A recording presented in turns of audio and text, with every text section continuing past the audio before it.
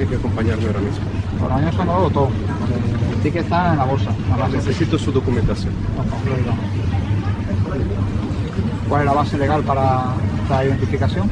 La cajera del Mercadona, Carmen Ruiz, llevaba 11 años trabajando en la línea de cajas del establecimiento de la Avenida de la Constitución, en Sevilla. 11 años viendo pasar miles de clientes, familias del barrio, jubilados con su lista de la compra, estudiantes universitarios. Nunca había visto nada como lo que estaba ocurriendo ahora mismo delante de sus ojos. Un hombre negro de mediana edad, vestido con traje oscuro y corbata, estaba siendo rodeado por un agente de la Policía Nacional en el pasillo central. El hombre tenía las manos visibles levantadas a la altura del pecho. Su bolsa de Mercadona, la misma que Carmen había cobrado apenas 7 minutos antes, colgaba todavía de su muñeca izquierda. «Quieto, no se mueva». La voz del agente cortó el ambiente habitual del supermercado como una navaja. «Va a acompañarme ahora mismo». Carmen frunció el ceño. Ella misma había pasado ese ticket por el escáner. Lo recordaba perfectamente.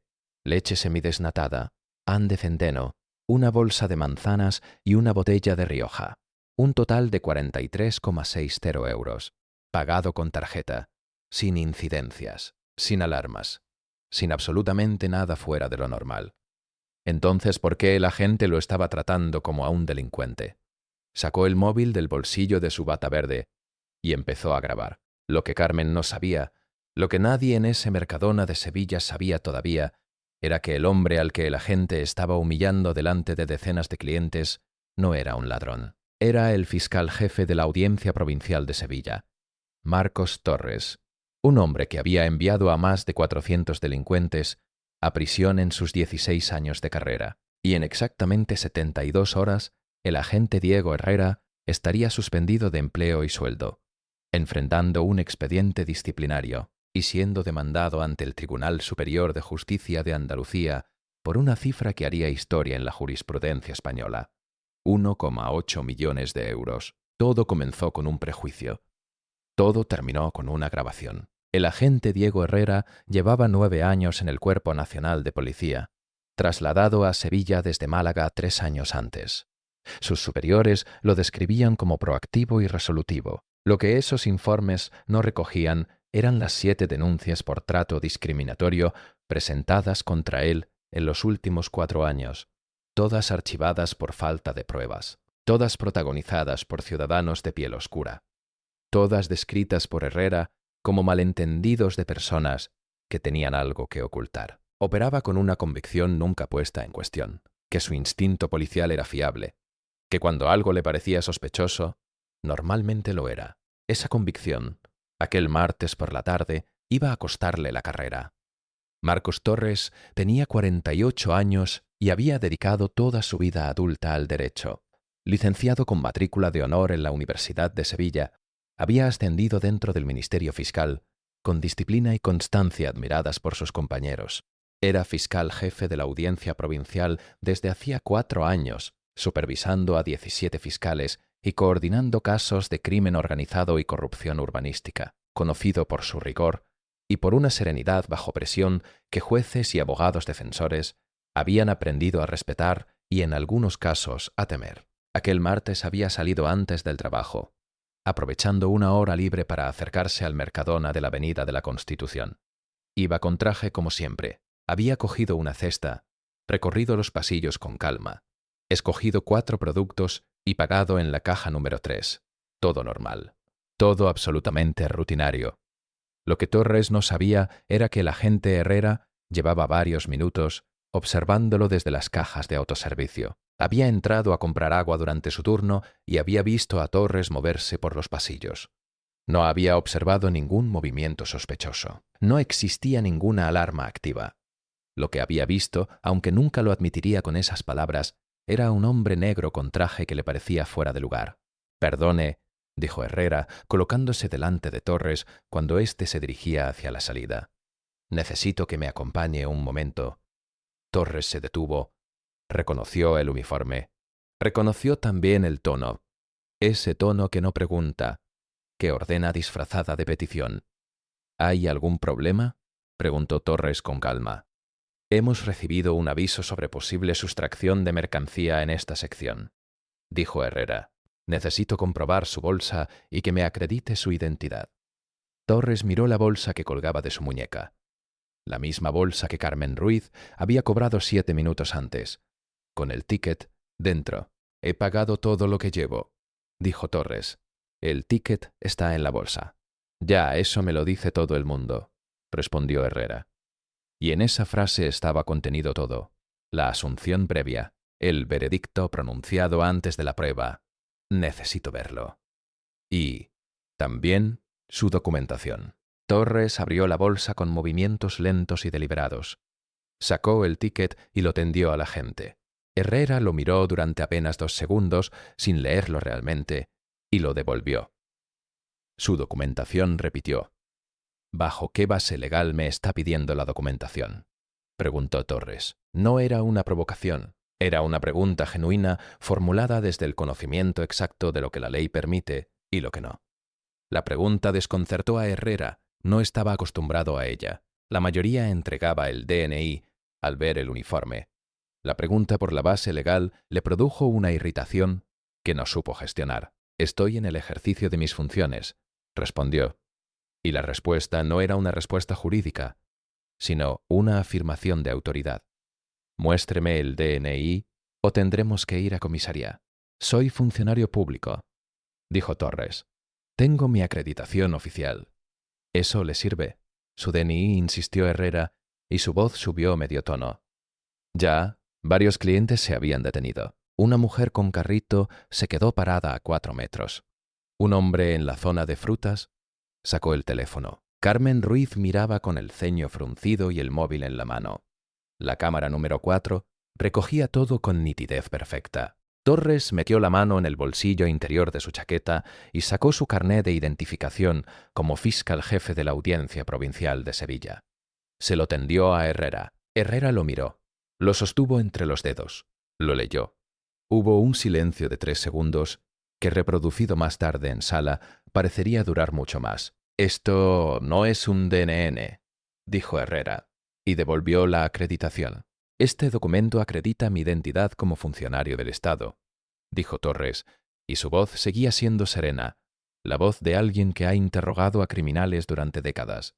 «¿Sigue necesitando algo más de mí? Necesito que me acompañe a la oficina del responsable del establecimiento», dijo Herrera. «Para aclarar esto». «¿Aclarar qué exactamente?», preguntó Torres. «He pagado mis compras. Tengo el ticket. He mostrado mi acreditación oficial. ¿Cuál es la sospecha concreta que justifica esta retención?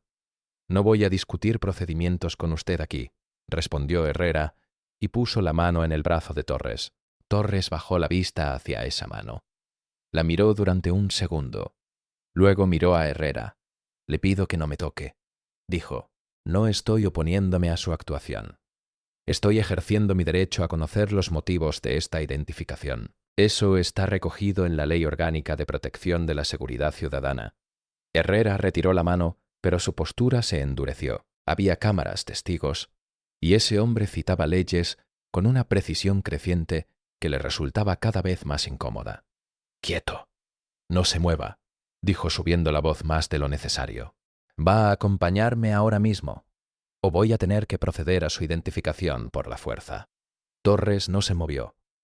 No levantó la voz, mantuvo los brazos visibles, las manos abiertas, la expresión neutral. «Bien», dijo Torres, «voy a acompañarle, pero quiero que quede constancia de que lo hago voluntariamente, sin que exista ninguna base legal para esta retención, y de que estoy siendo identificado sin causa justificada en un establecimiento donde he pagado mis compras con normalidad». Lo dijo con claridad, con volumen suficiente para que las cámaras y los testigos lo registraran.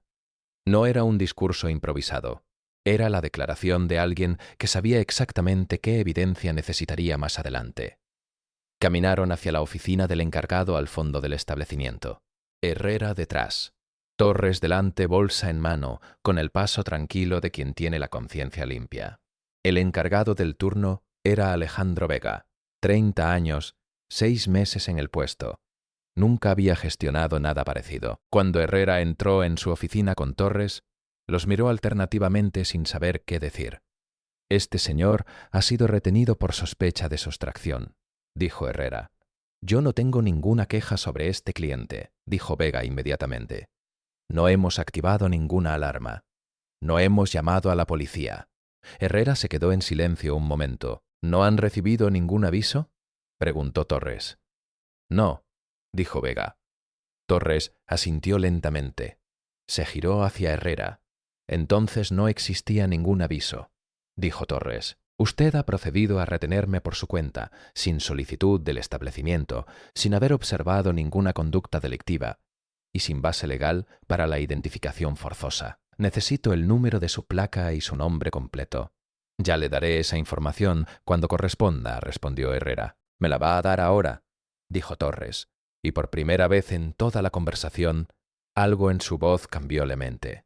No fue agresividad, fue autoridad. La diferencia entre alguien que finge tenerla y alguien que la lleva incorporada. Soy el fiscal jefe de la Audiencia Provincial de Sevilla. He sido retenido ilegalmente en este establecimiento sin causa justificada. Voy a presentar una denuncia formal esta misma tarde. Necesito su identificación completa para incluirla en el atestado. Alejandro Vega se había quedado completamente inmóvil detrás de su escritorio. Miraba al hombre del traje, miraba la acreditación que Torres había colocado sobre la mesa, miraba el título, es fiscal jefe. Audiencia Provincial de Sevilla. «Dios mío», murmuró Vega casi para sí mismo. Herrera miró la acreditación. La había visto antes en el pasillo y la había descartado. Ahora, en la quietud de esa pequeña oficina, con el encargado al lado y las cámaras grabando, empezó a entender el tamaño de lo que acababa de hacer. Torres sacó el teléfono y marcó un número. «Buenas tardes. Soy Marcos Torres. Necesito que me pongan con la Jefatura Superior de Policía de Sevilla. Es urgente». Lo que siguió ocurrió con velocidad que Herrera no había anticipado. En menos de 20 minutos, un inspector jefe se presentó en el Mercadona. En menos de 40, el mando directo de Herrera revisaba las imágenes de las 4 cámaras, que Alejandro Vega había entregado de inmediato sin ningún requerimiento formal, porque entendía perfectamente lo que había ocurrido. El inspector Fuentes vio las imágenes 4 veces, desde los 4 ángulos disponibles. En ninguna de ellas Torres hacía nada que justificara una retención. En todas, Herrera actuaba sin base procedimental, y en la grabación de la oficina, la escena en que miraba la acreditación de fiscal jefe y la devolvía sin cambiar su actitud, quedaba con una nitidez que hacía imposible cualquier interpretación alternativa. Fuentes cerró los ojos un segundo. Luego llamó al comisario. El expediente disciplinario contra Herrera se abrió aquella misma noche. La suspensión provisional se comunicó a las 8 de la mañana siguiente. El abogado del sindicato policial, tras revisar las grabaciones, tardó 16 minutos en decirle que la línea de defensa de buena fe ante sospecha razonable no iba a funcionar. Marcos Torres presentó su denuncia formal aquella misma tarde, antes de las 6. La presentó con frialdad metódica, citando el artículo 530 del Código Penal sobre detención ilegal por funcionario público, el artículo 511 sobre denegación de prestación por acto discriminatorio, la Ley Orgánica 4/2015 de protección de la seguridad ciudadana y la jurisprudencia del Tribunal Constitucional sobre identificaciones sin causa justificada. La abogada que contrató Torres era la doctora Isabel Carmona, catedrática de Derecho Constitucional en la Universidad de Sevilla, una de las juristas más respetadas del país en materia de derechos fundamentales, con casos ante el Tribunal Europeo de Derechos Humanos en su expediente. Cuando Torres le explicó lo ocurrido, Carmona escuchó en silencio y dijo: «Tenemos todo lo que necesitamos». La demanda civil reclamaba 1,8 millones de euros al Estado por vulneración del artículo 14 de la Constitución española, del artículo 17 sobre libertad personal, y por los daños morales de una retención discriminatoria basada exclusivamente en la apariencia del demandante, documentada por múltiples grabaciones. La Abogacía del Estado solicitó ampliación del plazo para preparar la contestación. Era una señal. Cuando la abogacía pide tiempo extra, es porque sabe que el caso es difícil. Las grabaciones eran devastadoras. No había ambigüedad posible ni versión alternativa sostenible. Las 4 cámaras del Mercadona, combinadas con los vídeos de Carmen Ruiz y de otros 2 clientes publicados en redes sociales antes de que Herrera llegara a comisaría, construían una reconstrucción completa de aquellos 16 minutos sin dejar ninguna duda. El caso generó una cobertura mediática que Herrera no había previsto. La imagen de un fiscal jefe siendo retenido en un supermercado de Sevilla por un agente que ignoró su acreditación apareció en todos los telediarios nacionales. Los periódicos publicaron los fotogramas de las cámaras. Las redes compartieron el vídeo de Carmen Ruiz decenas de miles de veces en las primeras 48 horas. La delegación del gobierno en Andalucía emitió un comunicado de preocupación. El defensor del pueblo abrió una investigación de oficio. La Fiscalía General del Estado emitió un comunicado de apoyo institucional a su fiscal jefe que fue leído en todos los juzgados y fiscalías del país. El juicio se celebró 8 meses después. La magistrada Elena Sousa presidió 4 días de argumentos en el Tribunal Superior de Justicia de Andalucía. La defensa sostuvo que Herrera había actuado dentro del artículo 16 de la Ley Orgánica de Protección de la Seguridad Ciudadana. La doctora Carmona desmontó el argumento de la defensa con precisión quirúrgica. Mostró que en ningún momento existía indicio concreto de infracción. Mostró que el encargado había declarado que no había alarma activa ni solicitud de intervención policial. Mostró que el ticket era válido y estaba en la bolsa desde antes de la retención. Y mostró el fragmento más importante, el momento en que Herrera miraba la acreditación de fiscal jefe y la devolvía sin que eso cambiara nada en su actitud. Lo que vemos en esa grabación no es un error de procedimiento, dijo Carmona ante la sala. Es la documentación visual de lo que ocurre cuando un agente del Estado decide que la identidad real de una persona es irrelevante porque su apariencia ya le ha dicho todo. Eso se llama discriminación racial. Está prohibida por el artículo 14 de la Constitución, por el artículo 21 de la Carta de Derechos Fundamentales de la Unión Europea y por el artículo 14 del Convenio Europeo de Derechos Humanos. La magistrada Sousa tardó 3 semanas en dictar sentencia. El documento tenía 87 páginas. Estimaba íntegramente la demanda. Declaraba que la actuación de Herrera había vulnerado el derecho a la igualdad y a la libertad personal, garantizados por la Constitución. Declaraba que dicha vulneración tenía componente discriminatorio basado en la apariencia étnica del demandante y condenaba a la Administración al pago de 1,8 millones de euros en concepto de daños morales y vulneración de derechos fundamentales. Era la indemnización más alta concedida por un tribunal español en un caso de discriminación racial por parte de un agente policial. Diego Herrera fue separado del servicio 6 semanas después de la sentencia. Falta muy grave por actuación discriminatoria, abuso de autoridad y omisión del deber de identificarse ante el ciudadano. Retenido, separación definitiva. Ningún cuerpo policial del Estado volvería a abrirle sus puertas. Carmen Ruiz siguió trabajando en la caja número 3. Cuando los periodistas le preguntaban qué había sentido aquel día, respondía siempre lo mismo, que había cobrado a ese señor, que sabía que había pagado todo y que no podía quedarse mirando sin hacer nada. Su grabación de 22 segundos fue reproducida en todos los telediarios, presentada como prueba en el juicio y citada en la sentencia como elemento probatorio que acreditaba la secuencia cronológica de los hechos. Marcos Torres utilizó parte de la indemnización para crear la Fundación Torres para la Igualdad Procesal, dedicada a asistencia jurídica gratuita para víctimas de identificaciones policiales discriminatorias. En la presentación, habló 12 minutos sin mencionar su propio caso. Habló de los miles de personas que cada año se enfrentan a lo mismo, pero que no son fiscal jefe, que no conocen sus derechos, que no saben qué artículo citar, que la ley debe proteger igual a todas esas personas, con traje o sin traje. El caso Torres contra el Estado español se estudia hoy en las facultades de Derecho como jurisprudencia en discriminación racial institucional.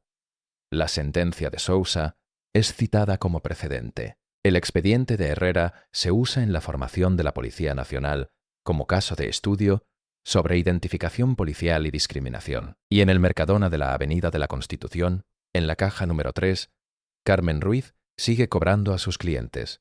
Miles de transacciones, miles de clientes, la gran mayoría rutinarias. Pero Carmen Ruiz Ya sabe que a veces, en el momento menos esperado, sacar el móvil puede ser el acto más importante del día.